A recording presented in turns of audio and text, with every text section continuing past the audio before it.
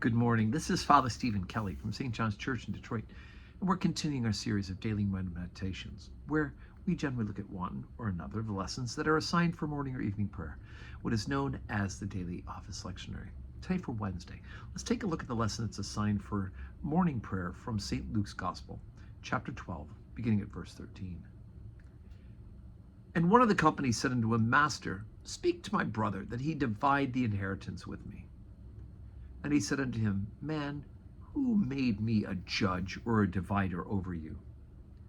And he said unto them, Take heed, and beware of covetousness, for a man's life consisteth not in the abundance of the things which he possesseth. And he spake a parable unto them, saying, The ground of a certain rich man brought forth plentifully. And he thought within himself, saying, What shall I do, because I have no room where to bestow my fruits?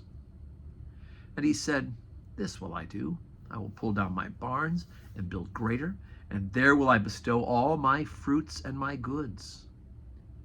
And I will say to my soul, Soul, thou hast laid up much goods, laid up for many years.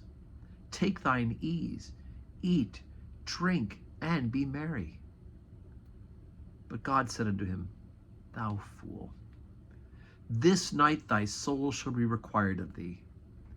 Then whose shall those things be which thou hast provided?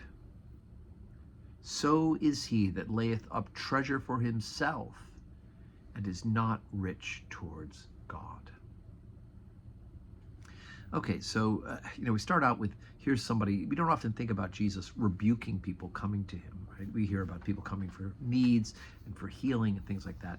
Here's a guy who comes to him and he says, hey, tell my brother to divide the inheritance, right? And Jesus is like, I'm not getting involved in secular things like this. And we probably know from experience, if not in our own lives, we've seen it in the lives of others, where an inheritance can be a great divider in families. I actually did a funeral in the former town I was in, goodness gracious, 27 years ago now, or so, when I did a funeral for somebody. She was not a member of the parish, but we had done some ministry to her in the hospital.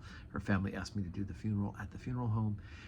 We seemed to be getting a late start. I was in the preparation area waiting with my vestments on, and the funeral director said, we're going to start in a couple minutes, just wait a few minutes. When we finally went out there, there were people sitting out there with ice packs on their face.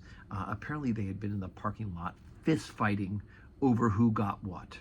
And I think, oh, good Lord, help us.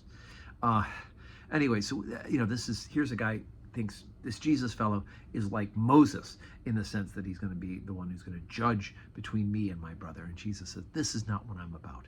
But he uses it as an opportunity to then talk about the importance of being generous towards God, right? And generous towards, I would assume, neighbor as well. Here's somebody who gets a great abundance, and rather than being grateful to God for it and sharing that extra provision with others, he decides to just build bigger barns and hog it all up for himself. And he's, as Jesus says in this particular parable, he's going to die, right, that night, and his soul will be required of him, right? So we need to be rich towards other. And as a matter of fact, the eat, drink, and be merry.